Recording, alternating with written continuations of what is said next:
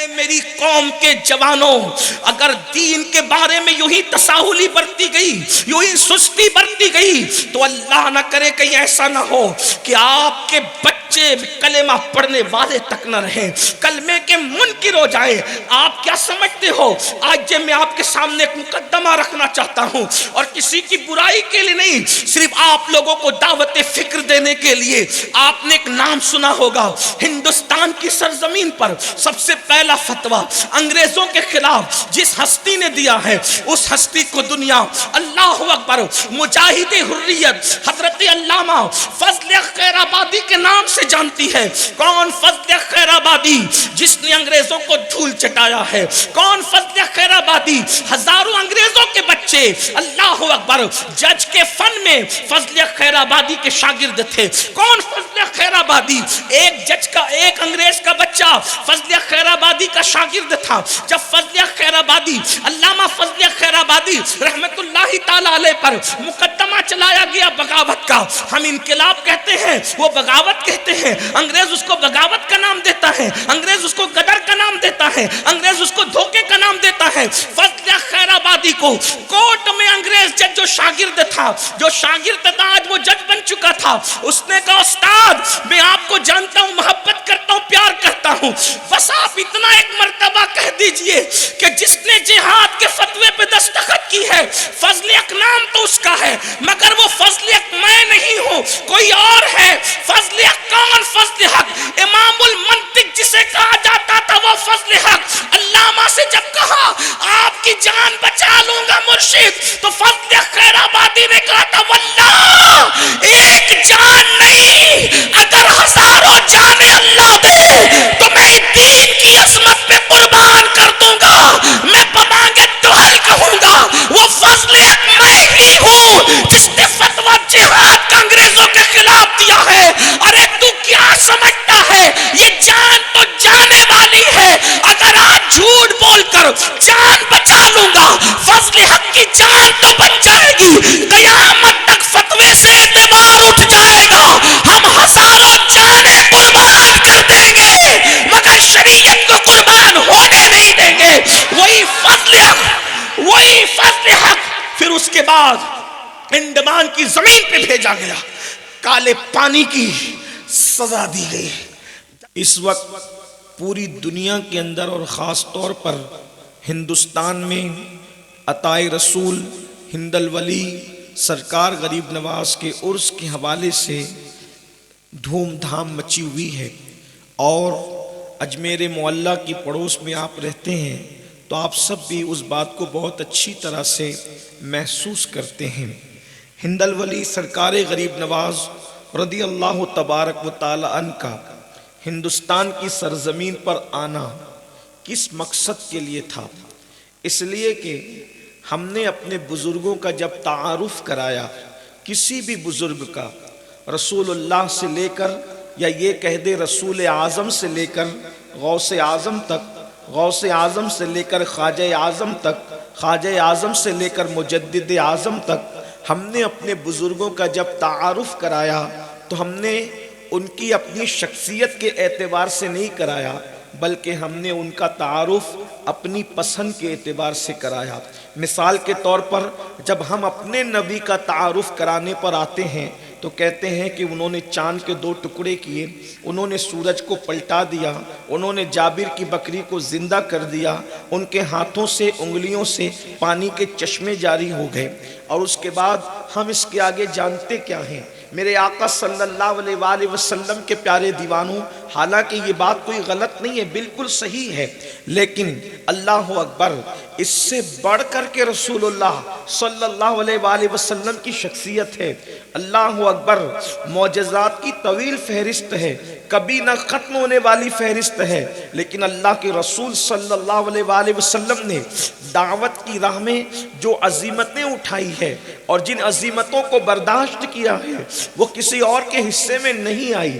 اسی طریقے سے سرکار غوث پاک کا تعارف ہم یہ کرواتے ہیں کہ انہوں نے مردوں کو زندہ کر دیا، یہ ہمارے نزدیک ان کا تعارف ہے، حالانکہ اس سے بڑھ کر اللہ کے دین کی خاطر جو ان کی قربانیاں ہیں وہ اس سے بڑھ کر ہے۔ سرکار غریب نواز رضی اللہ تعالیٰ کی جب ہم تعارف کرانے پر، ان کی شخصیت کا تعارف کرانے پر آتے ہیں تو انہوں نے انا ساگر کو کٹورے میں سمیٹ لیا، راجہ کی اونٹ وہیں بیٹھے رہ گئے، انہوں نے انگلی کے اشارے پر پتھر کو روک لیا۔ یہ بات بالکل حق ہے، اس کا انکار نہیں کیا جا سکتا، لیکن ایک بات اچھی طرح سے عرض کروں، ان ساری ہستیوں میں رسول اللہ سے لے کر امام اعظم، امام اعظم سے لے کر غوث اعظم، غوث اعظم سے لے کر خواجہ اعظم، خواجہ اعظم سے لے کر مجدد اعظم، ان سب کی زندگی کا مرکزی نقطہ کیا ہے، سینٹر پوائنٹ کیا ہے؟ تو وہ یہ ہے کہ ان کی زندگی کا لمحہ لمحہ اللہ کے دین کی خاطر، اللہ رب العزت کے دین کے غلبے کی خاطر گزرا کرتا تھا۔ اگر مصطفیٰ جان رحمت صلی اللہ علیہ وآلہ وسلم اپنا کاشانہ اقدس چھوڑ کر دار ارقم میں آتے ہیں، دار ارقم سے شعب ابی طالب میں آتے ہیں، شعب ابی طالب سے پھر مکہ چھوڑ کر مدینہ منورہ تک جاتے ہیں، اور کبھی بدر میں، کبھی احد میں، کبھی خندق میں، کبھی خیبر میں، کبھی حنین میں نظر آتے ہیں تو صرف اللہ کے دین کے غلبے کے لیے۔ اس کے بعد سرکار غوث پاک کو دیکھ لیں، امام اعظم کو دیکھ لیں، کتنی مصیبتیں اٹھائی۔ اگر ایک ایک بزرگ کی زندگی کا واقعہ بیان کیا جائے تو یقیناً 1 گھنٹے کا جو وقت ہے، جو ہمارا بیان کا وقت ہے، وہ اسی میں ختم ہو جائے گا۔ لیکن آج ہم سرکار غریب نواز رضی اللہ تعالیٰ کی زندگی کا ایک مرکزی نقطہ آپ کے سامنے پیش کرتے ہیں۔ سرکار غریب نواز اور دین کے حوالے سے اولاد کی تربیت کے معاملے میں ان کا کردار کیا تھا، اس کی ایک بات عرض کروں۔ اگر ایک انسان دنیا میں بڑی بڑی باتیں کرتا پھرتا رہے، ایک انسان اچھا مکان بھی بنا لے، اچھی دکان بھی بنا لے، سب کچھ کر لے، اور وہ اپنے بچوں کو سچا مسلمان نہ بنا سکے تو وہ انسان بدترین ناکام ہے۔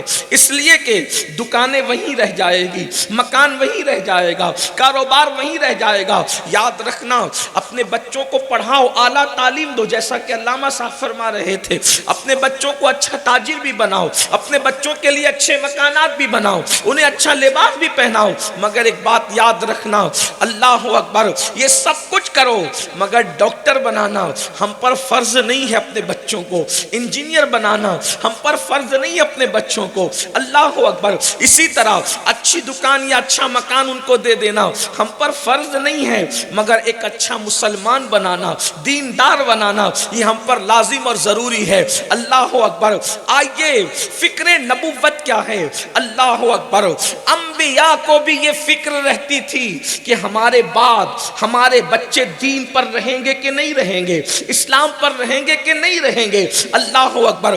نبیوں کو فکر رہتی ہے کہ ہمارے بچے ہمارے بعد دین پر رہیں گے کہ نہیں رہیں گے، اور یہاں جو 5 کلمہ نہیں جانتے وہ بڑے فخر سے کہتے ہیں مولانا ہم دین پر ہیں تو ہمارے بچے کیوں دین پر نہ رہیں گے۔ اللہ اکبر۔ جن کو 5 کلمے یاد نہیں ہیں انہیں اتنا گھمنڈ ہے کہ ہم دین پر ہیں تو ہمارے بچے دین پر کیوں نہ رہیں گے، اور پوری زندگی دین کی خدمت کرنے والے موت کے وقت بھی سسکتے ہیں، تڑپتے ہیں کہ ہمارے بعد ہمارے بچے دین پر رہیں گے کہ نہیں رہیں گے۔ اس کرب کو، اس درد کو، اس فکر کو قرآن کی شان سے بیان کرتا ہے۔ قرآن کہتا ہے اذ حضر یعقوب الموت اذ قال لبنیہ ما تعبدون من بعدی قالوا نعبد الہک و الہ آبائک ابراہیم و اسماعیل و اسحاق او کما قال۔ اللہ اکبر۔ اللہ پاک ارشاد فرماتا ہے اور یاد کرو جب حضرت یعقوب کو موت آئی، موت ان کی بارگاہ میں حاضر ہوئی، جب حضرت یعقوب کے وصال کا وقت قریب آیا تو حضرت یعقوب کو کیا فکر ہوئی کہ میرے بعد میرے بچے میرے دین پر رہیں گے کہ نہیں رہیں گے، مذہب اسلام پر رہیں گے کہ نہیں رہیں گے۔ تو آپ نے اپنے بیٹوں کو جمع کر کے پوچھا اے میرے بیٹو، میرے بعد تم کس کی عبادت کرو گے؟ میرے بعد ما تعبدون من بعدی، میرے بعد تم کس کی عبادت؟ میری موجودگی میں تو تم میرے رب کی عبادت کرتے رہے، میرے دین پہ رہے، لیکن میرے بعد جب میں دنیا سے چلا جاؤں گا کس کی عبادت کروں گی؟ تو چونکہ حضرت یعقوب علیہ السلام کی یہ تربیت تھی، حضرت یعقوب علیہ السلام کی یہ تربیت تھی، تو حضرت یعقوب کے بیٹوں نے کیا کہا؟ ابا جان، ہم آپ کے بعد جس طرح آپ کی حیاتی میں ہم آپ کے رب کی عبادت کرتے ہیں، تو آپ کے دنیا سے چلے جانے کے بعد بھی آپ ہی کے رب کی عبادت کریں گے۔ اور وہ رب کون ہے؟ جو آپ کا بھی رب ہے اور آپ کے آباء و اجداد حضرت ابراہیم، حضرت اسماعیل، حضرت اسحاق کا بھی رب ہے، اور جو وحدہ لا شریک ہے، اور ہم مسلمان رہیں گے، ہم اسلام پر رہیں گے۔ حضرت یعقوب علیہ السلام مطمئن ہو گئے۔ پتہ چلا ایک باپ کی ذمہ داری ہے کہ وہ کتنا ہی مصروف ہو، کتنا ہی غریب ہو، کتنا ہی مالدار ہو، کچھ بھی ہو، اس کی ذمہ داری ہے کہ میرے بچے دین پر رہیں گے یا نہیں رہیں گے، وہ اس کی فکر کرے۔ اب آپ اندازہ فرمائیں، سرکار غریب نواز اس مبلغ اعظم کا نام ہے جنہوں نے 90 لاکھ کو ایمان کی دولت عطا کی۔ ذرا غور کریں، آج ہم اپنے ماننے والوں کو نمازی نہیں بنا پا رہے ہیں، مریدوں کو پیر نمازی نہیں بنا پا رہا ہے، بول بول کے تھک رہے پیر صاحب، استاد شاگردوں کو نمازی نہیں بنا پا رہے، باپ بیٹوں کو نمازی نہیں بنا پا رہا ہے، اپنے خود کے بچوں کو رب کی بارگاہ میں جھکا نہیں پا رہے ہیں۔ غریب نواز شخصیت کیا ہے؟ 90 لاکھ کو بتوں سے ہٹا کر خدا کی بارگاہ میں جھکا دیا۔ 90 لاکھ کو تاریخ انسانی میں، تاریخ تصوف میں، تاریخ ولایت میں اتنی بڑی تعداد کسی کے ہاتھ پر اسلام قبول کرنے کے حوالے سے نظر نہیں آتی۔ اسی لیے کچھ لوگوں کو اس میں مبالغہ بھی لگتا ہے، حالانکہ حقیقت ہے کہ سرکار غریب نواز نے جو سسٹم قائم کیا تھا دعوت و تبلیغ کا، اللہ اکبر، اس سسٹم کے ذریعے سے لاکھوں لوگوں کو اللہ نے ایمان اور اسلام کی دولت عطا فرمائی۔ لیکن آج میرا عنوان وہ نہیں، اللہ اکبر، اللہ کے دین کے لیے محنت کرنے والے وہ سرکار غریب نواز جو مدینہ منورہ سے پیدل چل کر ہندوستان کی سرزمین پر آتے ہیں، وہ غریب نواز جو مدینہ منورہ سے لباس پہن کر چلے تھے، اسی لباس پر پوری زندگی گزار دیتے ہیں، اور جب آپ کے وصال کا وقت آتا ہے اور وصال کے بعد سرکار غریب نواز کو جب غسل کرنے کے لیے تختے پہ لٹایا جاتا ہے اور جب آپ کا کرتا اتارا جاتا ہے تو حضور سید العلماء مہروی رحمت اللہ علیہ کے بقول اس کرتے کا وزن کئی کلو کا ہو جاتا ہے۔ اللہ اکبر، لوگوں نے سوال کیا غریب نواز کے کرتے کا وزن کئی کلو کیسے ہو سکتا ہے اور کیسے ہو گیا تھا؟ تو اللہ جواب دیا جاتا ہے کہ جو لباس پہن کر مدینہ منورہ سے نکلے تھے اسی لباس پر پوری زندگی ہندوستان میں گزار دی، دوسرا لباس سلانے کا موقع نہ ملا، دوسرے لباس کی طرف توجہ نہ کی۔ جب وہ لباس پھٹتا جاتا اس پہ پیون لگاتے جاتے، جب وہ لباس پھٹتا جاتا اس پر پیون لگاتے جاتے، جب وہ لباس پھٹتا جاتا تو پیون پر پیون لگانے کی وجہ سے اس کا وزن کئی کلو کا ہو گیا تھا۔ اصل کرتا تو ختم ہو گیا تھا، اصل کرتے کا کپڑا تو ختم ہو گیا تھا، وہ پیون ہی تھے جو غریب نواز کے جبے کے اندر موجود تھے۔ میں تم سے پوچھنا چاہتا ہوں، غریب نواز کی محبت کا نام بھرنے والوں، ان کا دم بھرنے والوں، جن لوگوں نے دین کی خاطر یہ کیا کہ 60 سال کی عمر ہو گئی، اللہ کے دین کی خدمت میں اتنے مصروف ہوئے کہ شادی کا تصور بھی دماغ میں نہیں آیا، ایک ہی دھن تھی، اٹھتے بیٹھتے سوتے جاگتے۔ جس مشن کے لیے مصطفیٰ جان رحمت نے مجھے ہندوستان روانہ کیا ہے اس مشن کو میں نے عام کرنا ہے، گھر گھر تک اسلام پہنچانا ہے۔ اللہ اکبر، اللہ اکبر۔ پھر کیا ہوتا ہے؟ اللہ 60 سال کی عمر ہو جاتی ہے اور نکاح نہیں ہوتا تو اللہ کے رسول صلی اللہ علیہ وآلہ وسلم خواب میں تشریف لا کر کہتے ہیں معین الدین تم میری سنت پر، نکاح کی سنت پر عمل نہیں کرتے؟ تو عرض کرتے نانا جان دین کی خدمت میں اتنا مصروف ہو گیا کہ مجھے شادی کرنے کا خیال تک نہ آیا۔ اللہ اکبر، یعنی اللہ کے دین کے لیے. اس کے بعد اندازہ فرمائیں ہفتے بھر کے بعد 3 لقمے کھاتے, 1 ہفتے کے بعد 3 لقمے. اندازہ تو کریں یہ اتنی قلیل مدت, اتنے قلیل لقمے کی تعداد. اللہ اکبر. فاقہ رہتا, ہمیں اکثر فاقے سے رہتے, رات و دن جگتے رہتے, اللہ کی عبادت میں مصروف رہتے, لوگوں کو دین کی باتیں سمجھاتے, لوگوں کو دین کی طرف بلاتے.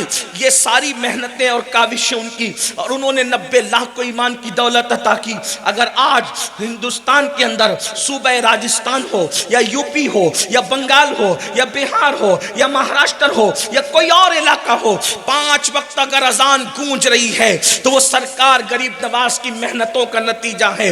ہر گھر میں قرآن طاق میں رکھا ہے, غریب نواز کی محنتوں کا نتیجہ ہے. ہر گھر میں قرآن کی تلاوت ہو رہی ہے, غریب نواز کی محنتوں کا نتیجہ ہے. یہ جلسے جو سج رہے ہیں وہ غریب نواز کی محنتوں کا نتیجہ ہے. اللہ اکبر. جب تک چاند و سورج نکلتے اور ڈوبتے رہیں گے اور بلاد ہند میں جب تک اسلام کا نعرہ لگتا رہے گا وہ سب غریب نواز کو خراج عقیدت پیش کیا جاتا رہے گا. لیکن اللہ اکبر, اتنی محنت کرنے والی ہستی سرکار غریب نواز, اولاد کے حوالے سے آپ کی کیا کاوشیں تھی؟ اس لیے کہ آج ہمیں سوچنا پڑے گا ہماری اولاد کا دین, ہماری اولاد کی تعلیم, ہماری اولاد کا مذہب, ہماری اولاد کا مسلک کیا فکر ہے. سرکار غریب نواز کے 3 شہزادے ہیں, 3 بیٹے ہیں, اور سرکار غریب نواز کی 1 شہزادی ہے, 1 بیٹی ہے.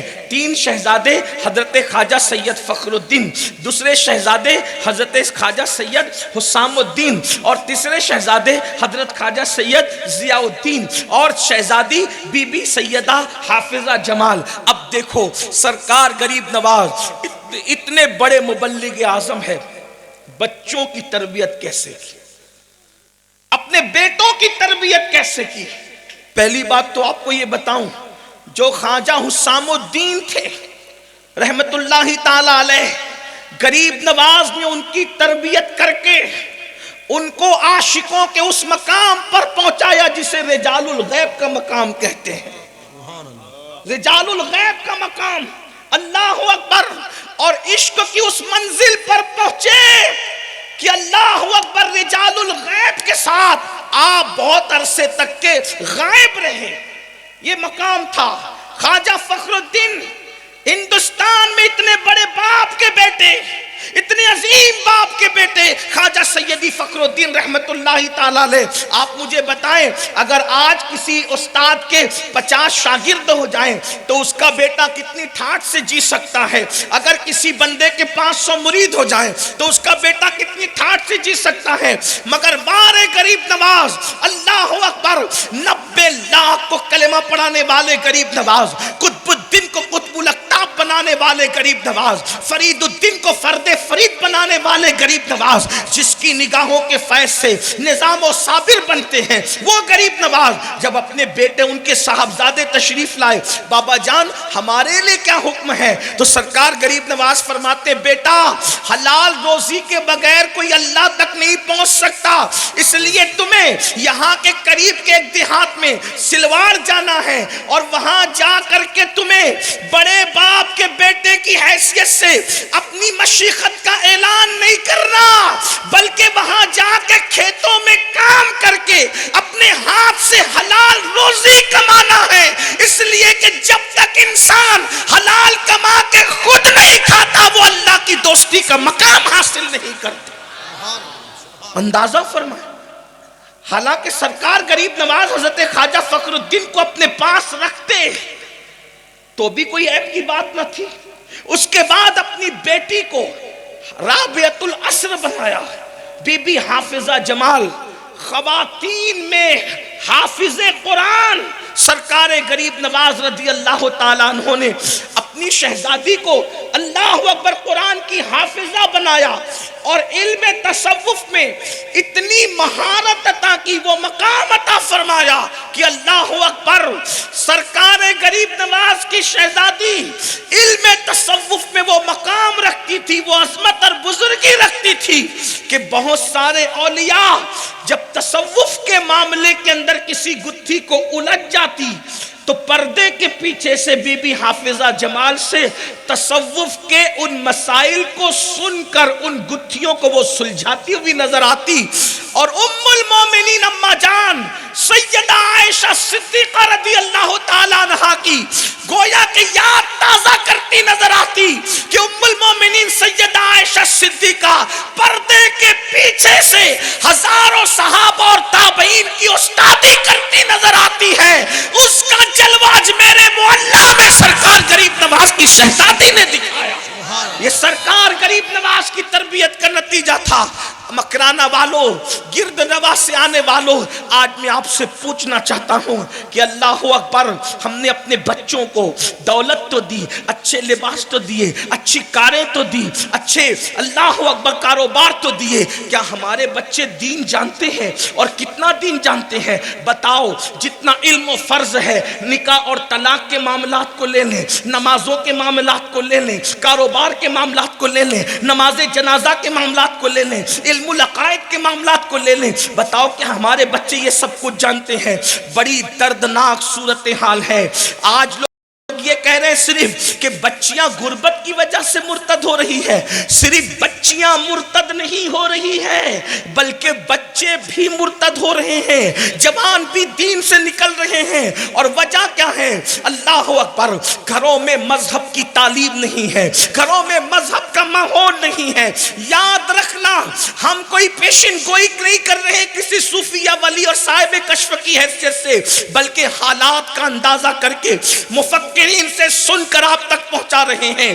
اے میری قوم کے جوانوں، اگر دین کے بارے میں یوں ہی تساہلی برتی گئی، یوں ہی سستی برتی گئی، تو اللہ نہ کرے کہیں ایسا نہ ہو کہ آپ کے بچے کلمہ پڑھنے والے تک نہ رہیں، کلمے کے منکر ہو جائیں۔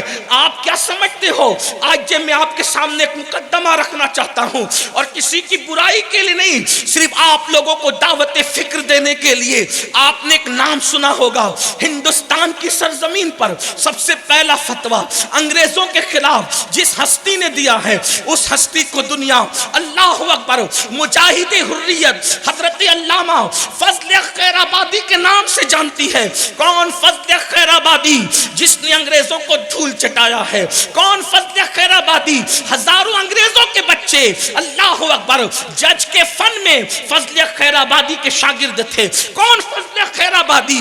ایک جج کا، ایک انگریز کا بچہ فضل خیر آبادی کا شاگرد تھا۔ جب فضل خیر آبادی، علامہ فضل خیر آبادی رحمت اللہ تعالی علیہ پر مقدمہ چلایا گیا بغاوت کا، ہم انقلاب کہتے ہیں، وہ بغاوت کہتے ہیں، انگریز اس کو بغاوت کا نام دیتا ہے، انگریز اس کو غدر کا نام دیتا ہے، انگریز اس کو دھوکے کا نام دیتا ہے۔ فضل خیر آبادی کو کورٹ میں انگریز جج جو شاگرد تھا، جو شاگرد تھا آج وہ جج بن چکا تھا، اس نے کہا استاد میں آپ کو جانتا ہوں، محبت کرتا ہوں، پیار کرتا ہوں، بس آپ اتنا ایک مرتبہ کہہ دیجئے کہ جس نے جہاد کے فتوے پہ دستخط کی ہے، فضل حق نام تو اس کا ہے، مگر وہ فضل حق میں نہیں ہوں، کوئی اور ہے۔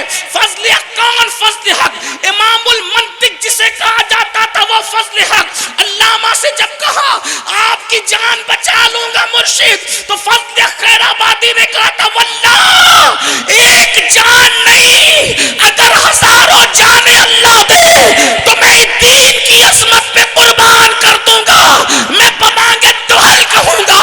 وہ فضل حق میں ہی ہوں جس نے فتویٰ جہاد کا انگریزوں کے خلاف دیا ہے۔ ارے تو کیا سمجھتا ہے؟ یہ جان تو جانے والی ہے، اگر آج جھوٹ بول کر جان بچا لوں گا، فضل حق کی جان تو بچ جائے گی، قیامت تک فتوے سے اعتبار اٹھ جائے گا، ہم ہزاروں جانے قربان کر دیں گے مگر شریعت کو قربان ہونے نہیں دیں گے۔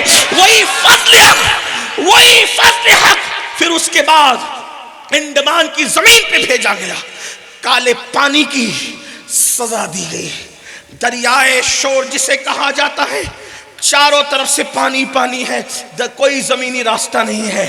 اس کالی کوٹری میں فضل خیر آبادی کو بیل گاڑی کے پہیے سے باندھ کر بیل کو چلایا جاتا۔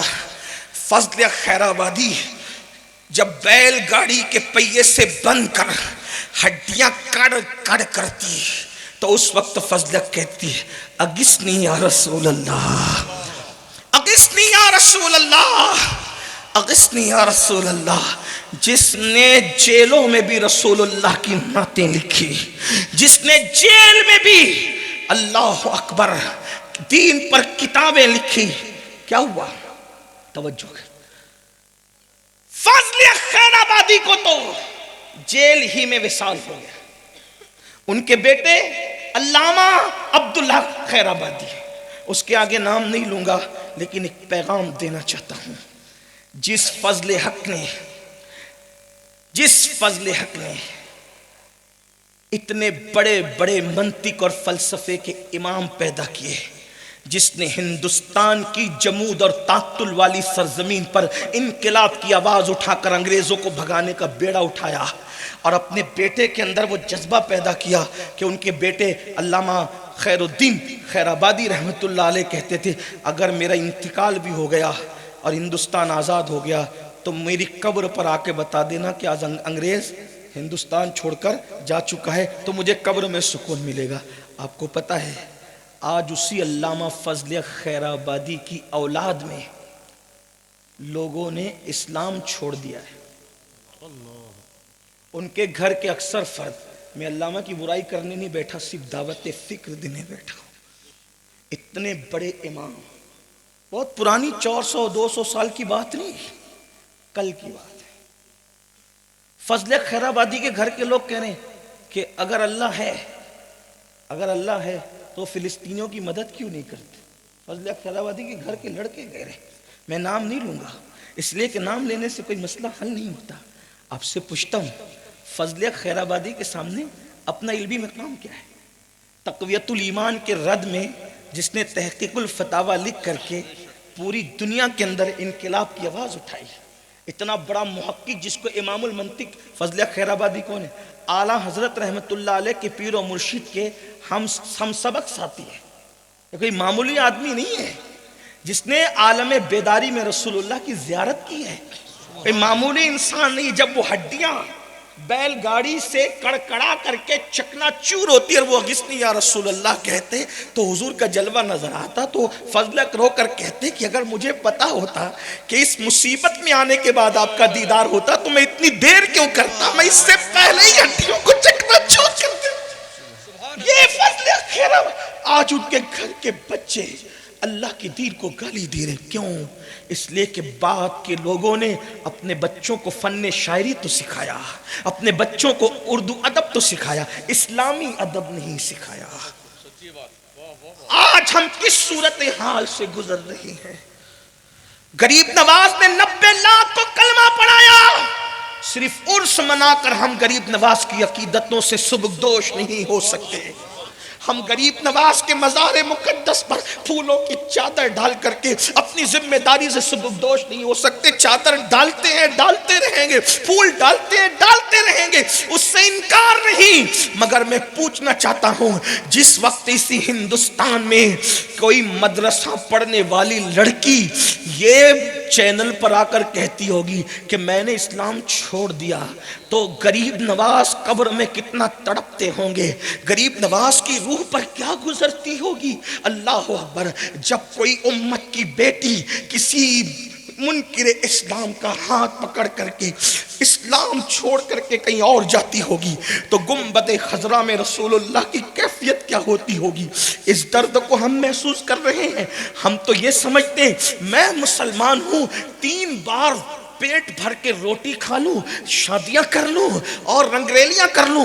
سن لو، کل قیامت کے دن جب رسول اللہ کا دیدار ہوگا، جب قیامت کے دن حضور کا سامنا ہوگا، اس وقت حضور فرمائیں گے میرے گلستان پہ دشمن بجلیاں گرا رہا تھا، اس وقت تو کیا کر رہا تھا؟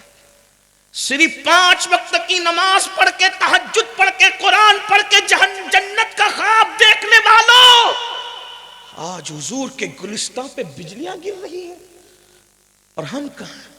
ابھی بھی ہم تاش کے پتوں میں مبتلا ہیں، ابھی بھی شراب پی جا رہی ہے، ابھی بھی عورتوں پہ پاپ کی نظریں ڈالی جا رہی ہے۔ کبھی سوچا اس دین کی خاطر ہمارے اسلاف کی قربانیاں کی؟ نبی لاکھ کو مسلمان بنا دیا، غریب نواز یوں ہی بنایا؟ پڑھ لو غریب نواز کی زندگی. جے پال جوگی کے مسلمان ہونے تک غریب نواز انا ساگر کے کنارے ایک درخت کے نیچے برسوں زندگی گزارتے. میں آپ سے صرف پوچھنا چاہتا ہوں، جو برسوں آپ ایک درخت کے نیچے بیٹھے تھے، کیا اس راجستھان میں سردی کا موسم نہیں آیا ہوگا؟ گرمی کا موسم نہیں آیا ہوگا؟ برسات کا موسم نہیں آیا ہوگا؟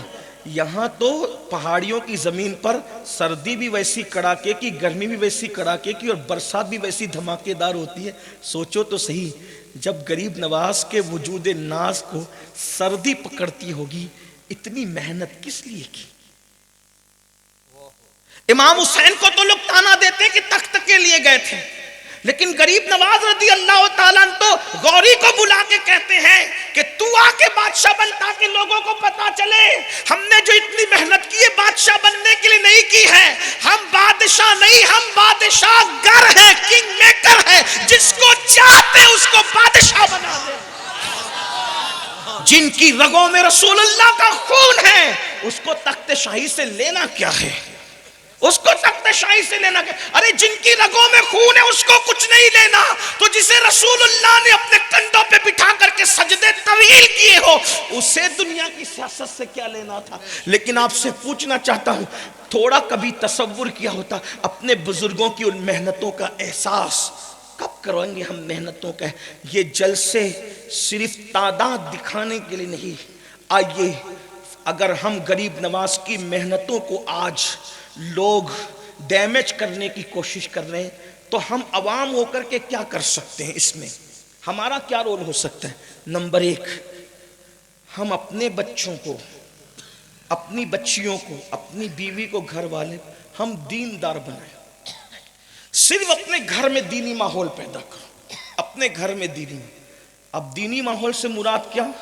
داڑھی، ٹوپی، 5 وقت کی نماز. صرف یہ نہیں، داڑھی اپنی جگہ، ٹوپی اپنی جگہ، نماز کی اہمیت بھی بالکل لازم. نماز کے بغیر تو کوئی کیا ہو سکتا؟ غریب نواز فرماتے، اللہ کے رسول کی حدیث ہے، غریب نواز کہہ رہے ہیں اللہ کے رسول کی حدیث ہے، جس کی نماز نہیں اس کا دین نہیں.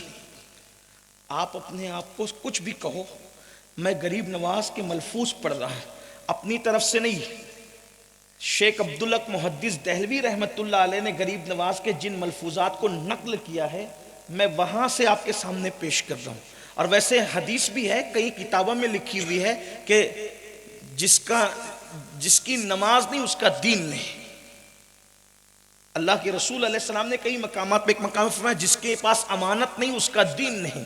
ایک مقام پہ فرمایا جہاں عشق رسول نہیں وہاں دین نہیں. کئی مقام پر یہ حدیث آئی ہے. تو قریب چشتی بن گئے، رضوی بن گئے، اشرفی بن گئے، برکاتی بن گئے، ساوری بن گئے، مداری بن گئے، قادری بن گئے، نقشبندی، سہروردی، سب بنے. کیا مسلمان بھی بنے سچے جیسا وہ بنانے آئے تھے؟ صرف کوئی خطابت نہیں، یہ کسی مستانے کا درد دل ہے. مکرانہ والوں، قبر میں فضل خیر آبادی پر کیا گزر رہی ہو تو اللہ جانے وہ کتنے بے چین ہوں گے، لیکن وہ کیفیت آپ پر نہیں آنا چاہیے. اس لیے اپنے گھر والوں کو، لوگ ہمیں بیکورڈ کہیں ٹھیک ہے، لوگ ہمیں دقیانوسی کہیں ٹھیک ہے، لیکن اپنے بچوں کو دین پر رکھنے کو. وہ دینداری کیا ہے؟ اصل دینداری کیا ہے؟ دیکھیے، نماز، روزہ، سب کچھ. لباس آپ کا بچہ کوئی پہنے مگر اندر سے دل دین کے حوالے سے بالکل مضبوط ہو، دین میں مضبوطی، استحکام ہو، جہاں جھوٹ کی گنجائش نہ ہو، جہاں خیانت کی گنجائش نہ ہو، جہاں نشے کی گنجائش نہ ہو، جہاں کسی عورت پر بد نگاہی اور بد نظری اور بدکاری اور زنا کا کوئی تصور نہ ہو. آج مسلمان سور کے نام سے تو نفرت کرتا ہے، کیا شراب کے نام سے بھی اتنی نفرت کرتا؟ تو جتنا حرام سور ہے اتنا ہی حرام تو شراب بھی ہے. جتنا حرام سور ہے، شراب پینا اور سور کھانا دونوں برابر ہے. بلکہ شراب پینا اور پیشاب پینا دونوں برابر ہے. اور اس سے بڑھ کر جو گندگی آج ہے، سود کے دھندے. سور کھانا جتنا حرام اتنا ہی حرام سود کھانا بھی ہے. لوگ سور کھانے سے پرہیز کرتے ہیں اور سود ہڑپ کیے جا رہے ہیں.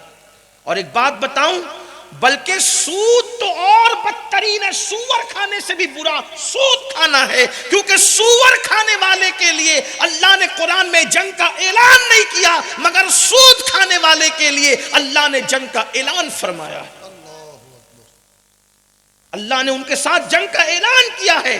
جب ہمارے بچے سود کے حرام لقمے پہ پرورش پائیں گے، کیا خاک وہ دین پر عمل کریں گے؟ دین پر کیا عمل کر سکیں گے وہ؟ تو دینداری ہو اور ان کی تربیت ہو.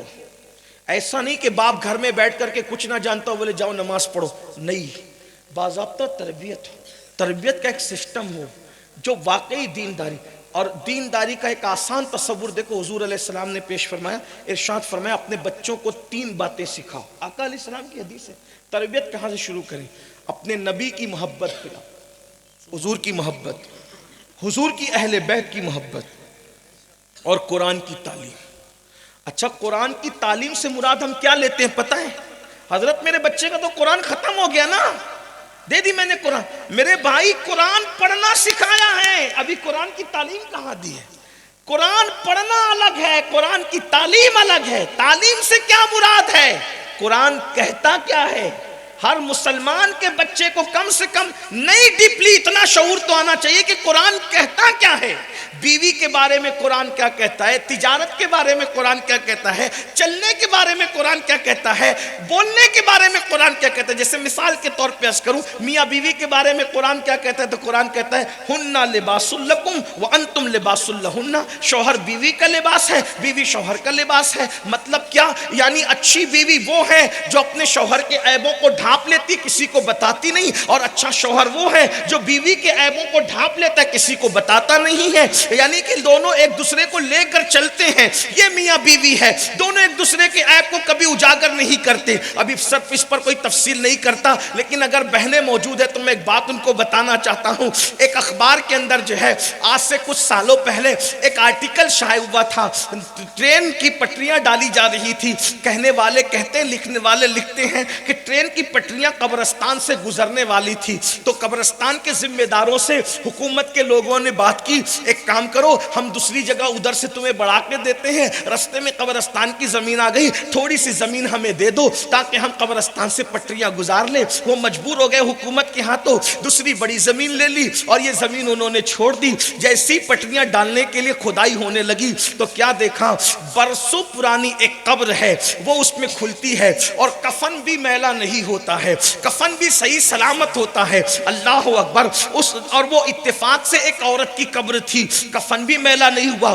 وہ ہنگامہ ہو گیا پورے گاؤں کے اندر کہ بھئی کسی عورت کی قبر کھلی ہے اور قبر کھلنے کے بعد جو ہے وہ کفن بھی میلا نہیں ہوا. اور اس کا چہرے سے جب نقاب ہٹایا گیا، کفن ہٹایا گیا تو ایسا لگتا ہے کہ جیسے ابھی تھوڑی دیر پہلے انتقال ہوا. لبوں پہ مسکراہٹ ہے، بالکل صحیح سلامت ہے. لوگوں نے کہا بھئی پہچانو کون ہے؟ برسوں بیت چکے تھے. ایک بوڑھا آیا اور آنے کے بعد اس نے کہا یہ میری بیوی ہے، یہ میری بیوی ہے جس کا انتقال برسوں پہلے ہوا. اللہ اکبر. لوگوں نے کہا تو نہ کوئی دیندار، ہم تیری بیوی کو بھی جانتے ہو بہت زیادہ دیندار نہ تھی، لیکن یہ تو ولیوں جیسا معاملہ ہو گیا. اس نے کہا بس چھوڑ دو، میں اس سے زیادہ کچھ نہیں کہتا، اسے منتقل کر دو. تھی بڑی نیک، لوگ کہیں نہ کہیں. کہا نہیں تجھے بتانا پڑے گا کہ آخر اس میں نیکی کیا تھی، اس میں پرہیزگاری کیا تھی، اس میں تقوی کیا تھا. اگر بہنیں موجود ہے تو دل کے کانوں سے سن لیں. اس نے بہت ٹالنے کی کوشش کی لیکن لوگوں نے چھوڑا نہیں. تب اس شخص نے بتایا کہ میں نامرد تھا، جس وقت میری شادی میرے ماں باپ نے زبردستی کرا دی میں نامرد تھا، لیکن یہ شرافت کی ایسی مجسمہ تھی کہ اس نے میرا راز کبھی کسی پہ ظاہر نہیں کیا. اپنے شوہر کے عیب پہ پردہ ڈالا ہے. شاید یہ اسی کا صلہ ہے کہ اللہ نے اس کی جسم کو قبر میں بھی صحیح سلامت رکھا ہے. ایسی بیویاں ہوتی تھی ایسی. اور آج کل کی عورتیں گھر جاتی ہے تو پورے گھر کا چٹھا کچا کھول کر کے اپنے میکے میں سناتی ہے، بلکہ 4 باتیں بڑا چڑھا کر کے لگاتی کرتی ہے اور شوہر اپنے دوستوں میں بیوی کی برائی کرتا ہے. یہ اسلامی شوہر کا کوئی تصور نہیں, یہ اسلامی بیوی کا کوئی تصور نہیں. پھر اس کے بعد قرآن کو دیکھیں, قرآن جو ہے وہ قرآن کی تعلیم کی بات آئی تو عرض کر رہا تھا, قرآن بول چال کے بارے میں کیا کہتا ہے, تو قرآن صاف سیدھی بات کرتا ہے, وَقُولُوا قَوْلًا سَدِيدًا, لوگوں سے سیدھی سیدھی بات کیا کرو, میٹھی بات کیا کرو, شعلے نہ اگلا کرو, یعنی کہ بات کرنے کے معاملے میں سچی سیدھی کہا کرو. اللہ اکبر. اس کے بعد قرآن مقدس چلنے پھرنے کے بارے میں کیا کہتا ہے, قرآن کہتا ہے وَلَا تَمْشِ فِي الْأَرْضِ مَرْحًا, زمین پر اکڑ کر کے مت چلو, یعنی تکبر اور گھمنڈ سے مت چلو. آج کل کے نوجوان لڑکے اگر جم کرتے ہیں, جم کرنے کے بعد جب وہ چلیں گے تو کیسے چلیں گے, اللہ اکبر, بازو بتا بتا کر کے چلیں گے. جانتے ہیں زمین کو چیر پھاڑ نہیں دے گا تو.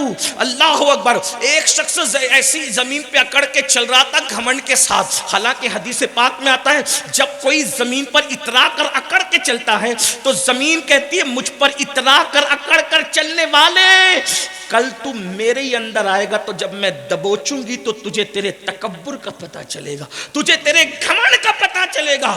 زمین پر اکڑ کر مت چلو. کچھ لڑکے قیمتی بائک پر بیٹھتے تو سمجھتے ہیں کہ جیسے میں زمینی مخلوق ہوں ہی نہیں. گھمنڈ مت کرو. جو اللہ دینا جانتا ہے وہ اللہ چھیننا بھی جانتا ہے. نہ جوانی پر, نہ دولت پر, نہ نسب پر, نہ علم پر, نہ عمل پر, نہ تقوی پر, کسی چیز پہ گھمنڈ نہ کرو. اس لیے کہ اللہ رب العزت کی بارگاہ میں کچھ نہیں دیکھا جاتا. ان اللہ لا ينظر الى صورکم والى اموالکم ولکن ينظر الى قلوبکم. نہ اللہ تمہارے چہرے دیکھتا ہے نہ تمہارے مال دیکھتا ہے, وہ تو تمہارے دلوں کو دیکھتا ہے, وہ تو تمہارے قلب کی کیفیت کو دیکھتا ہے. اسی لیے تصوف میں لوگ کہتے ہیں اچھا کھانا چھوڑ دو, اچھا پینا چھوڑ دو, اچھے کپڑے چھوڑ دو, صوفی بن جاؤ گے. ہم قادری لوگ اس کو نہیں مانتے, کیونکہ ہمارے مرشد غوث اعظم فرماتے ہیں روکھا سوکھا کھانے سے کوئی صوفی نہیں بنتا اور ہلکے پھلکے کپڑے پہننے سے کوئی صوفی نہیں بنتا. فرماتے ہیں صوفی نہ کھانے کا نام ہے نہ کھانا چھوڑنے کا نام ہے, صوفی نہ کپڑے پہننے کا نام ہے نہ کپڑے چھوڑنے کا نام. صوفی تو دل کے زہد کا نام, دل یار سے لگ جائے اسی کو تصوف کہتے ہیں. دل یار, اور وہ کسی کا بھی دل لگ سکتا ہے. بلکہ ہمارے یہاں تو یہ ہے کہ نفل روزہ رکھ کے صبر کرنے والا اور اچھا کھانا کھا کے شکر کرنے والا, ثواب میں دونوں کو برابر کر دیا گیا. تو تصوف کیا ہے؟ اور پھر کہتے ہیں تصوف کل کے کل مخلوق کی خدمت کا نام ہے, خدمت خلق کا نام ہے. سرکار غریب نواز رضی اللہ تعالیٰ نے ارشاد فرماتے اللہ کے نزدیک سب سے بڑا گناہ, اللہ کے نزدیک سب سے بڑا گناہ کیا ہے؟ فرماتے کسی مسلمان کو ذلیل کرنا اللہ کے نزدیک اس سے بڑا کوئی گناہ ہے ہی نہیں. اللہ رب العزت کو اس وقت تو بڑی اذیت ہوتی ہے جب تم کسی مسلمان کو ذلیل کرتے ہو, رسوا کرتے ہو. آج دیکھ لے, ہم کسی کی عزت کا خیال تو دینداری اپنے اندر پیدا کر. نمبر 1 دینداری, نمبر 2 وہ دینداری پھر کہتا ہوں میڈ ان انڈیا دینداری نہیں, وہ جو صفہ والا دین تھا وہ کتنا خوبصورت تھا. اگر اسی کو بتانے لگے تو ایک وقت چاہیے. اس میں سخاوت بھی ہے, عدالت بھی ہے, شجاعت بھی ہے, صداقت بھی, سب کچھ ہے.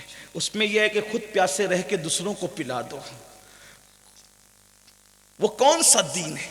آئیے خوبصورت بات آئی سننے ذرا. دینداری وہ کیسی دینداری ہے, کیسی دینداری. ایک مرتبہ عید کا دن تھا, توجہ کریں, عید کا دن تھا, مدینہ منورہ کی عید. وہاں تو ہر دن ہی عید ہے, ہر رات شب قدر ہے, لیکن اور وہ بھی کب عید مدینہ شریف کی؟ جب اللہ کے رسول ظاہری حیات میں موجود تھے. ایک عورت مدینہ شریف کی بڑی غریب تھی, سیدہ کائنات مخدومہ فاطمۃ الزہرا کی بارگاہ میں سلام کی نظر لے کر کے آئی. اس کے 2 بچے تھے جو امام حسن اور امام حسین کے ہم عمر تھے.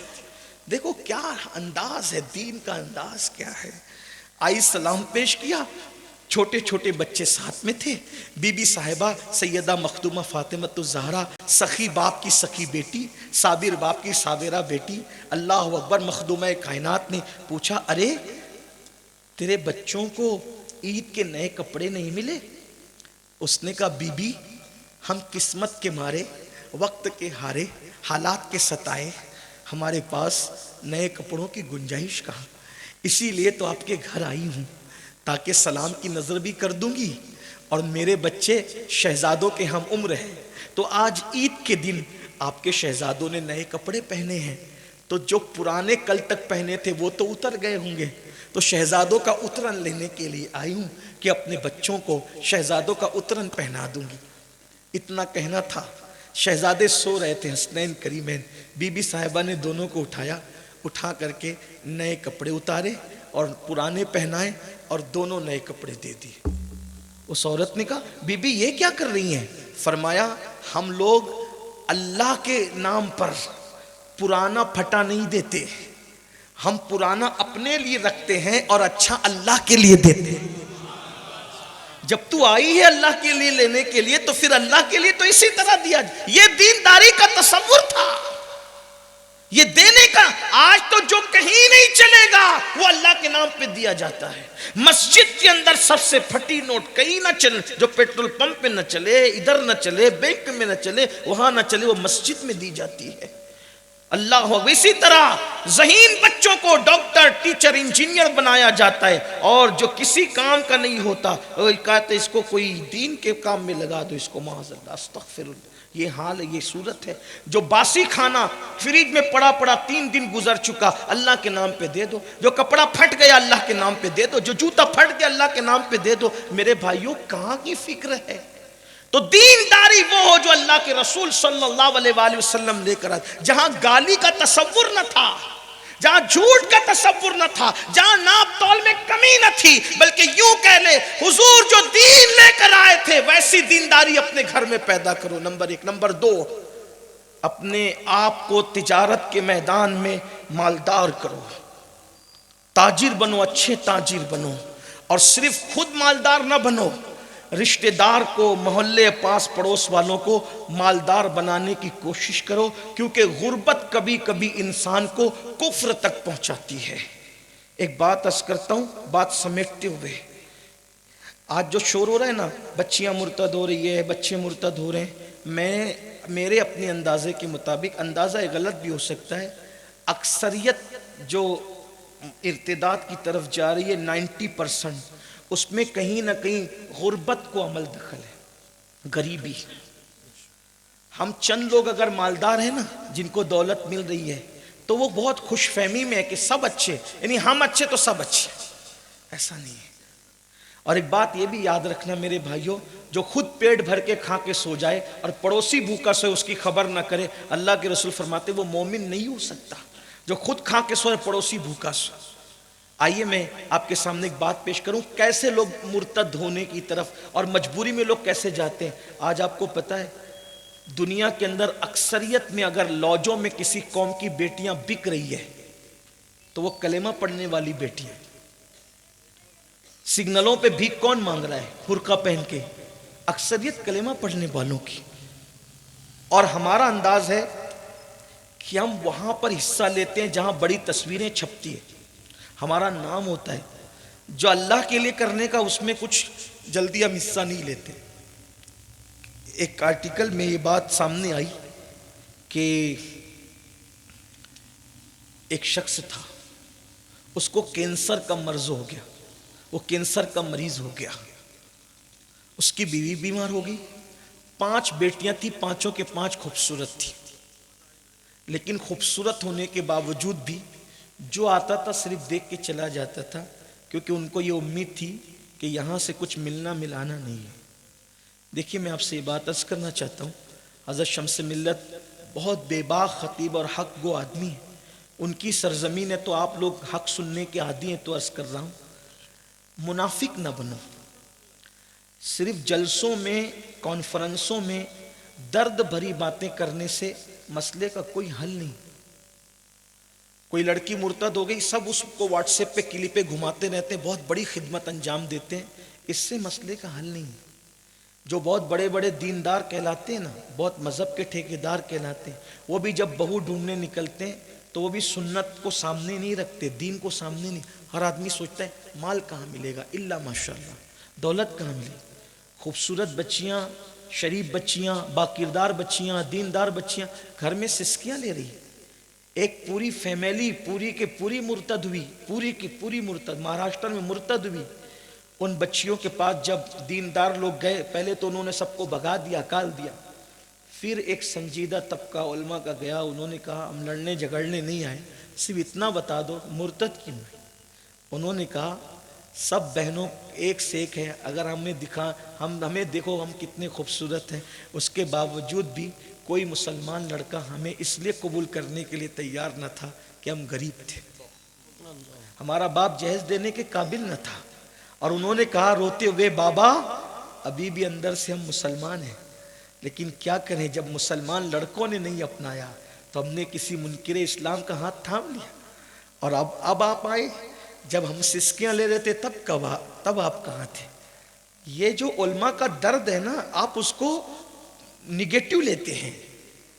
جب یہ بات کہی جاتی ہے کہ میرے پیر کی مزار پر 1,00,000 روپے کی چادر چڑھانے کی مجھے کیا ضرورت ہے، 1,000 کی چڑھاؤنا، 99,000 بچا کر ان غریبوں کے سر پہ آنچل ڈال دوں جو آنچل نہ ہونے کی وجہ سے مرتد ہو رہی ہے، اور وہ بھی اپنے پیر کے اصالے ثواب کے لیے میں کروں تو میرا پیر چادر سے زیادہ مجھ سے خوش ہوگا. کیوں؟ اس لیے کہ اس امت میں جو سب سے بڑا پیر ہے، افضل البشر بعد الانبیاء بالتحقیق، انہوں نے اپنی بیٹی اور بیٹوں سے کہا کہ مجھے نئے کفن میں مت کفنانا، مجھے پرانا کفن پہنا کر اللہ کے سپرد کر دینا، اس لیے کہ نئے کپڑوں کی ضرورت مردوں سے زیادہ زندوں کو ہے. اگر اللہ ناراض ہے تو قیمتی کفن بھی جہنم کی چادر بن جائے گا، اور اگر اللہ راضی ہے تو پھٹا پرانے کفن کی کیا حیثیت، جنت کا لباس پہنا دیا جائے.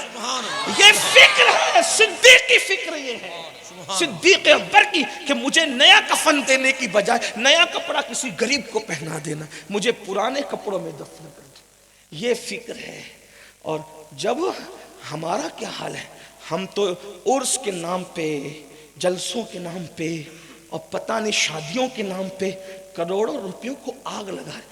میں کہتا ہوں اگر صحیح سمت میں زکوٰۃ، صدقات، خیرات ہی حقداروں تک پہنچ جائے، 10 سال میں ہندوستان کا کوئی مسلمان غریب نہیں ہوگا، کسی کی بیٹی اور بیٹا مرتد نہیں ہوں گے. تو میں بات جو کرنے چلا تھا وہ کر کے اپنی بات پوری کر لوں، ختم کر لوں، کیونکہ غریب نواز کی محنتیں داؤ پہ لگی ہوئی ہیں اور ہم لوگ بہت چین سے بیٹھے. اللہ نہ کرے اگر آج آپ نے احساس نہیں کیا، آپ کو شاید مرنے کے بعد احساس ہو. آپ کے بچے جب کلمے کا اللہ نہ کرے منکر ہو جائے، اللہ نہ کرے کسی کا بچہ ایسا ہو، ہم کبھی نہیں چاہتے، لیکن صرف آپ کو آگاہ کر رہے ہیں. سونا جنگل، رات اندھیری، چھائی بدلی کالی. میں تو سوچتا ہوں جب فضل خیر آبادی کا گھر آگ لگ گئی، کہاں فضل حق، وہ واقعی فضل حق تھے، کہاں ہم لوگ، ہم تو کچھ بھی نہیں جانتے میرے بھائی. تو عرض یہ کرنے چلا تھا، دیکھیے کیسے قدم بہکتے ہیں.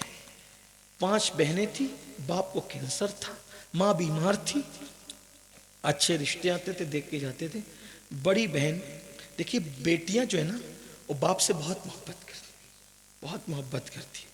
میں نے بھی کتابوں میں پڑھا تھا، بزرگوں سے سنا تھا، اور جب میں نے یہ حدیث پڑھی نا کہ بیٹیوں کا باپ اور میں محمد جنت میں اتنے قریب ہوں گے جیسے 2 انگلیاں قریب ہیں، تو میں نے بھی اللہ سے دعا کہ اللہ مجھے ہی بیٹی دے، اور اللہ نے دیا بھی. تو اس کے بعد پھر مجھے احساس ہوا کہ میں سوچتا تھا کہ جتنا محبت بیٹی کرتی ہے، جتنا سوچتا تھا اس سے زیادہ بیٹی کرتی ہے محبت، اور باپ سے بہت محبت کرتی ہے بیٹی.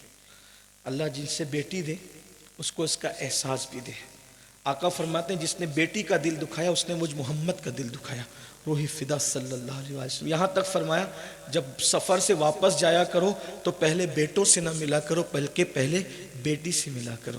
اور آقا علیہ السلام خود بھی جب سفر سے واپس لوٹتے تھے کسی سے نہیں ملتے تھے، پہلے سیدہ فاطمہ الزہرا کے گھر تشریف لے جاتے. بہرحال ان کے گھر رشتے آئے اور سب کچھ ہوا، لیکن کسی نے کیا نہیں. آپ سے پھر کہتا ہوں ختم کر دو رسومات کو، ختم کر دو جہالت کو، اور اپنے معیار کا مالدار رشتہ ڈھونڈنے کی بجائے اتنا سوچ لو اگر میں کسی غریب کو اپنا لوں گا تو اس کا ایمان بچ جائے گا، اس کا ایمان بچ جائے گا تو حضور خوش ہو جائیں گے.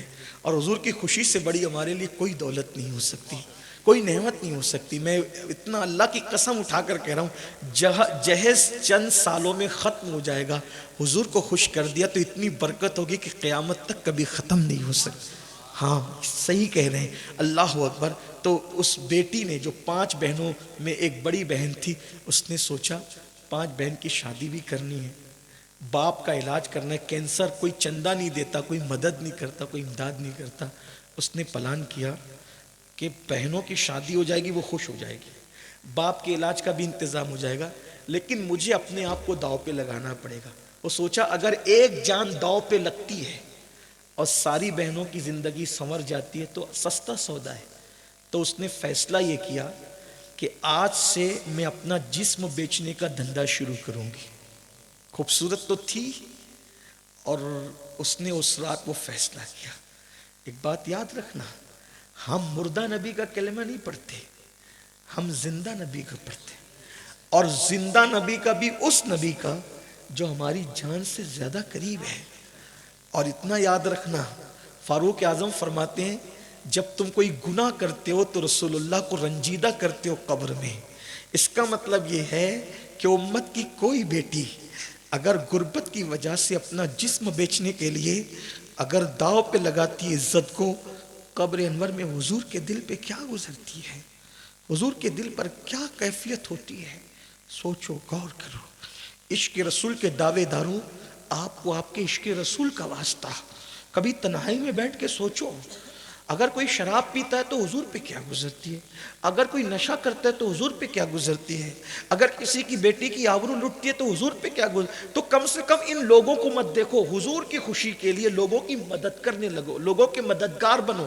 اپنے دولت کے دروازوں کے خزانوں کے دروازوں کو کھول دو حضور کی امت کے لیے. اور یاد رکھنا, کسی بہت بڑے بزرگ کا قول ہے, دینے والے کو کبھی کمی نہیں ہوتی. تم اللہ کے بندوں کو اپنی حیثیت کے مطابق دو گے, اللہ تمہیں اپنی شان کے مطابق عطا فرمائے گا. آپ جا کر کے تحقیق کر لو, مدینہ منورہ میں ابھی بھی عثمان غنی کا اکاؤنٹ جاری ہے, ان کی وقف کی ہوئی جائیداد ابھی بھی 1450 سال کے بعد موجود ہے. کیوں؟ اس لیے کہ عثمان وہ تھے جب اپنے لیے خرچ کرتے تھے تو حساب سے کرتے تھے, اور جب اللہ کی راہ میں کرتے تھے تو بے حساب کرتے تھے. اللہ نے اتنا دیا, عثمان زمین کے اندر چلے گئے, ابھی بھی ان کا خزانہ زمین کے اوپر موجود ہے. مدینہ منورہ میں ابھی بھی ان کا اکاؤنٹ چل رہا ہے, جا کر کے دیکھو, تحقیق کرو. ان کی وقف کی ہوئی زمین پہ بلڈنگیں بن رہی, حرم کے لیے ابھی بھی وقف ہے, جا کے دیکھو. تو اللہ دینے والوں کو کبھی محروم نہیں کر, بس دین بچانے کے لیے کچھ کام کر جاؤ, لوگوں کو اٹھاؤ. جو بچے غریب ہیں, اچھے تجارت کر سکتے, ان کے لیے کوشش کرو, کافی کچھ نہ کچھ کرتے رہو. بس یہ کہ ایمان بچے, پڑھاؤ لکھاؤ, تعلیم عام کرو, دوسروں کے بچوں کو بھی پڑھاؤ لکھاؤ. تو اس لڑکی نے کیا سوچا, آج سے میں جسم بیچ دوں گی اور بیچتے رہوں گی, بہنوں کی شادی ہو جائے گی. اور پھر اس کے یہاں تو میک اپ کو کچھ سامان بھی نہیں تھا, منہ دھلا, اور دھلنے کے بعد چادر ڈالی, اور چادر ڈال کے چپکے سے بہنوں کو کہا بابا کو نہ بتانا, میں ابھی آتی ہوں. اور وہ گئی جہاں عورتیں جسم بیچتی تھی, وہاں جا کر اس بازار میں بیٹھ گئی. پوچھا جائے گا آپ سے بھی اور ہم لوگوں سے بھی. ہمیں تو یہی فکر کھائی رہتی ہے کہ ہم سے پوچھا جائے گا, کیونکہ ہم لوگ بھی کہیں نہ کہیں صرف درد و بھری باتوں ہی میں مصروف ہیں. رونا رو رہے ہیں, لیکن عملی طور پہ ہم بھی نہیں کچھ کر پا رہے اور آپ بھی نہیں کچھ کر رہے. ابھی جلسہ ختم ہوگا, آپ اپنے گھر جا کے سو جائیں گے, ہم اپنے گھر جا کے سو جائیں گے. یہی ہے.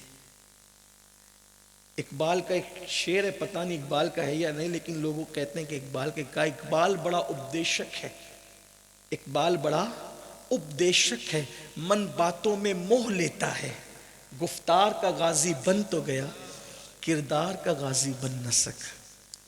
کچھ نہیں کر رہے ہیں, عمل کے میدان میں نہیں آتے.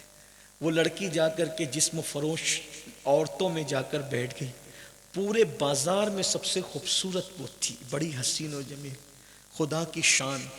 بازار حسن و سجا, اور ہر آنے والا آتا تو جیسے ہی کوئی قریب آتا اس کے دل کی دھڑکنیں تیز ہو جاتی, کہ کیونکہ آج سے پہلے کبھی اس نے اپنا جسم بیچا نہیں تھا. آج پہلی مرتبہ باپ کے کینسر کے علاج کی خاطر اور بہنوں کی شادیوں کی خاطر، تاکہ بھکاریوں کے لیے جہیز کا انتظام کر سکے.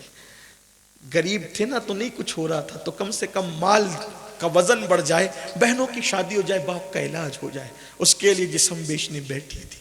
جو آتا قدرتی طور پہ ایسا لگتا جیسے اس کی گردن کوئی کھینچ کر نیچی کر دیتا اور وہ گزر جاتا.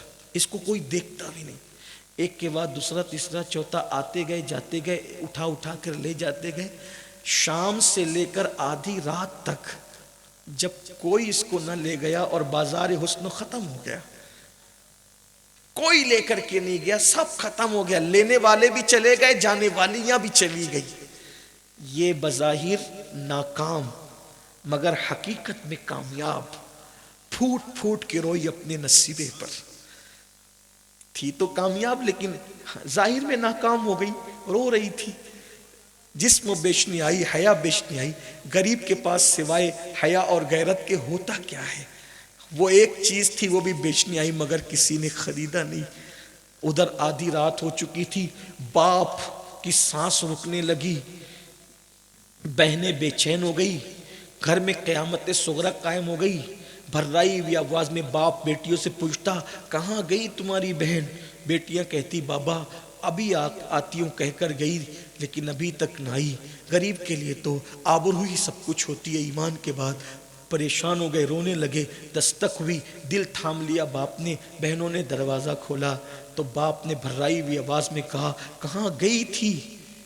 تو باپ کے قدم پکڑ کے کہا، بابا پہلے معاف کر دو پھر بتاؤں گی کہاں گئی تھی. کہاں گئی تھی بتا، اور آدھی رات کو کیوں آئی، کہاں تھی اب تک؟ تو کہا بابا پہلے معاف کرو نا. کہا میں نے معاف کیا مگر بتا کہاں گئی تھی.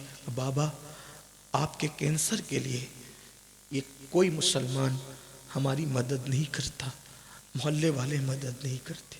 ہاں باپ کے چہلم پر 40 دیگ پکانے والے ہیں. آپ کے کینسر میں ہماری مدد نہیں کرتے، دواؤں میں مدد نہیں کرتے. میں یہاں بڑھ کے ایک بات کہنا چاہتا ہوں، باپ کے چہلم پر کسی کے منہ میں پلاؤ کا لقمہ ڈالنے کی بجائے کیا ہم ایصال ثواب کے لیے دوا کا لقمہ نہیں ڈال سکتے؟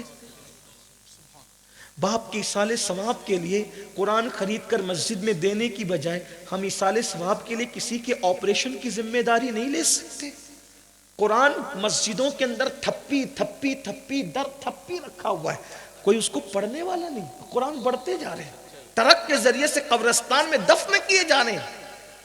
کب تک کے رسومات کے پیچھے بھاگو گے؟ ایصال ثواب کا مطلب کیا ہے؟ ثواب کا کوئی بھی کام کرو اور ایصال کرو. اور یاد رکھنا سب سے بہترین ایصال ثواب وہ ہے جس کی امت کو ضرورت ہے. اس لیے کہ اللہ کے رسول سے صحابی نے پوچھا تھا، آقا میری ماں کے لیے ایصال ثواب کرنا ہے، کیا کروں؟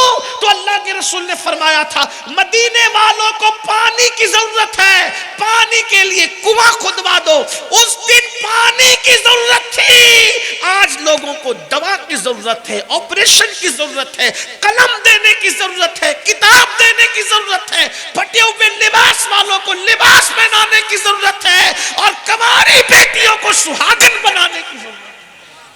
ایصال ثواب کا تصور ہر دور میں ضرورت کے مطابق بدلتا رہے گا. تو اس نے کہا، بابا آپ کی دوا کا کوئی ہماری مدد نہیں کرتا، آپ کو مرتے تو نہیں دیکھ سکتے، بہنوں کو رشتے آتے کوئی قبول نہیں کرتا غربت کی وجہ سے. تو میں نے سوچا کہ آج سے میں اپنا جسم بیچوں گی اور اپنی بہنوں کو خوشحال کر دوں گی، آپ کی دوا کا انتظام کروں گی. باپ کی آنکھیں پھٹی کے پھٹی رہ گئی، منہ کھلا کے کھلا رکھا. پھر کہ بابا اللہ کی قسم کھا کے کہتی ہوں، گئی تو تھی جسم بیچنے لیکن تیرے بیٹی کا حسن سب عورتوں سے زیادہ تھا، مگر کسی نے مجھے ہاتھ بھی نہیں لگایا.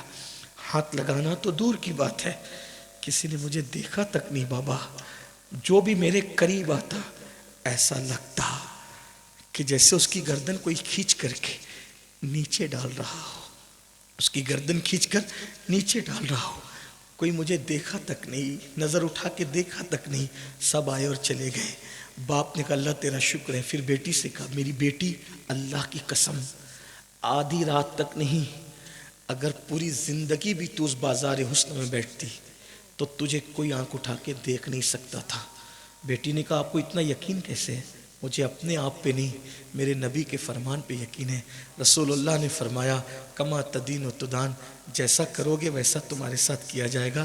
بیٹی تیرا باپ غریب تھا مگر پاپی نہیں تھا، تیرے باپ نے کبھی کسی عورت کو پاپ کی نظر سے نہیں دیکھا، انشاءاللہ اسی کی برکت ہے کہ میری بیٹیاں بھی پاپ کی نظر سے کبھی دیکھی نہیں جائے گی۔ یہ تصور ہے، لیکن اندازہ فرمائیں اس طرح سے غلط طرف لوگوں کے قدم جاتے ہیں۔ اس طرف سے آپ جانتے ہیں اسکولوں میں، کالجز میں، اسی طرح سے جو ہے وہ جہاں عورتوں کی بھیڑ ہوتی ہے، بیوٹی پارلر، مہندی کے کلبیں، وہاں پر باضابطہ طور پر ایک منظم سازش کے تحت لڑکیاں بھیجی جاتی ہیں، لڑکے بھیجے جاتے ہیں، اور وہ دیکھتے ہیں کہ مسلم لڑکیاں، مسلم لڑکے کس طرح ملے، ان سے دوستی کرو، ان کو لالچ دو، فون کا لالچ دو، اس کا لالچ دو، اس کا لالچ دو، اور بعد میں اسلام کے خلاف ان کے دل و دماغ کے اندر کچھ نہ کچھ گندگی داخل کر لو۔ بس آخری بات عرض کروں اختتام پر، اسلام کے خلاف زہر اگلا جا رہا ہے۔ 4 شادیاں کیوں اسلام میں، طلاق کیوں، نکاح کیوں، یہ سب بکواس پہلے کر چکے، ہمارے علماء پہلے جواب دے چکے، اس کے باوجود بھی پھر وہی گندگی دہراتے ہیں، وہی گندگی کریتے ہیں۔ اس کا علاج کیا ہے؟ آخری بات، اس کا علاج یہ ہے دین کا ایجوکیشن اپنے بچوں کو دے دو، ایک دم مضبوط اچھے اسکالر سے، بیٹیوں کو بھی دو۔ جیسے ایک چیز میں آپ سے کہتا ہوں، اس کو سمجھنا۔ جیسے لوگ یہ کہتے ہیں نا کہ بھئی یہ بتاؤ کہ 3 طلاق جو ہے وہ عورتوں پہ ظلم ہے، ٹھیک؟ اب ان کا یہ کہنا ہمارے بچے فوراً متاثر ہو جاتے ہیں، ہاں یار یہ 3 طلاق عورت کو دی جاتی ہے تو معاذ اللہ یہ تو ظلم ہے۔ گئے آپ کے بچے کام سے، لیکن اگر اس کے بیک گراؤنڈ میں آپ جائیں نا تو آپ کو پتہ چلے گا کہ 3 طلاق عورت پہ ظلم نہیں ہے، یہ عورت کو جو ہے، عورت پہ ظلم نہیں ہے، عورت پہ احسان ہے۔ کیوں؟ جب 3 طلاق کا قانون آیا تو کیا تھا؟ اس وقت تو لوگ 100 طلاقیں دیتے تھے۔ کیسے؟ طلاق دی، مدت ختم ہونے والی تھی، پھر رجوع کر لیا، پھر لٹکا دیا طلاق دے کے، پھر رجوع کر لیا، پھر لٹکا دیا طلاق دے کے، پھر رجوع کر لیا۔ ایک آدمی 100 بار طلاق دے کر لٹکاتا تھا، نہ وہ بیوی بن کے رہ سکتی تھی، نہ مکمل طلاق دیتے تھے کہ اور جگہ کہیں پر عدت گزارنے کے بعد شادی کر لیں۔ ایسے لٹکا کر رکھتے تھے عورتوں کو، جانوروں سے بدترین ان پہ زندگی کر رکھی تھی۔ اسلام آیا، اسلام نے کہا ایسے نہیں چلے گا، الطلاق مرتان، 2 بار رجوع کرنے کی مدت ہے، 2 بار رجوع کیا، تیسری بار رجوع کرنے کی مدت ختم ہو گئی، اس کے بعد تجھے رجوع کرنے کی کوئی مدت نہیں ملے گی۔ یاد رکھ، اگر 2 بار رجوع کر چکا، تیسری بار طلاق دے گا تو رجوع کرنے کا معاملہ ہی ختم ہو جائے گا۔ بولو عورت پر احسان ہوا کہ نہیں؟ اس کے بعد پھر دوسری چیز، میں صرف اشارہ دے رہا ہوں، کوئی تحقیقی بات میں لمبی نہیں کروں گا۔ 4 عورتیں اسلام میں کیوں ہیں؟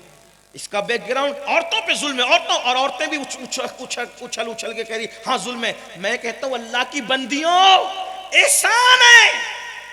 فَانْكِحُوا مَا طَابَ لَكُم مِّنَ النِّسَاءِ مَثْنَىٰ وَثُلَاثَ وَرُبَاعَ فَإِنْ خِفْتُمْ أَلَّا تَعْدِلُوا فَوَاحِدَةً۔ ان عورتوں سے نکاح کرو جو تمہیں پسند آئیں، 2 3 4، اور اگر ان کے درمیان انصاف نہ کر سکو تو صرف ایک ہی کرنا۔ یہ حکم کب آیا؟ کب آیا پتہ ہے؟ 10 عورتیں ہوتی تھی، 50 عورتیں ہوتی تھی، 100 عورتیں ہوتی تھی، 700 عورتیں ہوتی تھی۔ یہ حکم آنے سے پہلے جب 700 ہوتی تھی، 900 ہوتی تھی، 10 ہوتی تھی، 50 ہوتی تھی، اسلام آ کر بولتا ہے 700 نہیں کرنا، 10 نہیں کرنا، 20 نہیں کرنا، 50 نہیں کرنا۔ اسلام نے ان گنت کو 4 پہ لا کے مقید کیا، اور اس 4 میں بھی پھر یہ قید لگائی، انصاف کر سکتے ہو تو دوسرا سوچنا، اگر انصاف نہیں کر سکتے ایک ہی پہ اکتفا کرنا۔ بتاؤ احسان کیا کہ ظلم کیا؟ لیکن یہ کب سمجھ میں آئے گا؟ یہ عنوان نہ آپ سننا چاہتے ہو اور ہم سنا بھی نہیں سکتے کیونکہ آپ اس پر سبحان اللہ بھی نہیں کہہ سکتے، اس لیے یہ عنوان ہے ہی نہیں ایسا۔ تو کرنا کیا ہے؟ بچوں کو بتاؤ کہ کیا لاجک ہے، بیک گراؤنڈ کیا ہے، پس منظر کیا ہے۔ وہ جو کہنا چاہتا تھا وہ آخری بات یہ، ایک سونار تھا، یہاں بھی لوگ پتھروں کی وہ چلاتے ہیں، میں مشینیں چلاتے ہیں، ابھی مولانا حامد رضا صاحب ہمارے علامہ شرف الدین سعدی صاحب اور مفتی آصف صاحب ہمارے ساتھ، بلکہ ہم ان کے ساتھ آئے تو وہ مولانا معین صاحب پتھروں پہ بات کر رہے تھے، تو انہوں نے پتھروں کی پٹاپٹ قسمیں بتانی شروع کی، تو ہمارے تو سب سر کے اوپر سے گئی۔ تو ہم نے سوچا کہ یار یہ جب پیدا ہی ہوئے ہیں پتھروں کی زمین پر تو یہ جانتے ہیں، تو آپ لوگ پتھروں کی قسمیں جانتے، سب کچھ جانتے۔ ایک آدمی تھا، جوہری تھا، جوہری سمجھتے ہیں نا، پتھروں کو تراشنے والا اور وہ جاننے والا، پتھروں کی کوالٹی کو یعنی سنار کہہ لیں کو، چلیں سنار، اور بہت بڑا سنار تھا، وہ جوہری تھا۔ اس کا انتقال ہو گیا، بس بات پوری ہوتی ہے، اس کا انتقال ہو گیا۔ جوانی میں اس کی بیوی بیوہ ہو گئی، اس کا بچہ یتیم ہو گیا۔ جب بیوی بیوہ ہوئی اور بچہ یتیم ہو گیا تو اب سب دھیرے دھیرے بکنے لگا، سب بک گیا، ختم ہو گیا، سب ختم ہو گیا۔ تو ایک دن ماں نے بیٹے سے کہا، بیٹا گھر میں ایک بہت قیمتی ہار پڑا ہوا ہے۔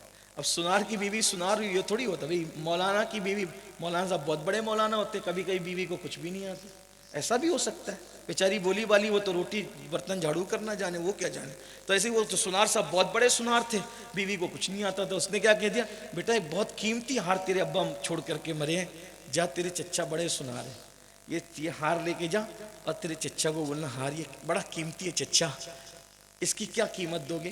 بیٹا اتنا قیمتی ہے نا، اگر اس کی قیمت صحیح مل گئی ہم ایک نئی دکان پھر سے شروع کر لیں گے۔ وہ بچہ تھا، کچھ نہیں جانتا تھا، وہ بھی چچا کے پاس ہار لے کے پہنچا گا، چچا میری امی کہتی ہے ابا نے بڑا قیمتی ہار چھوڑا ہے، اگر صحیح قیمت مل گئی تو ہم ایک نئی دکان شروع کر دیں گے۔ چچا تھا ہوشیار، دیانت دار، ایماندار۔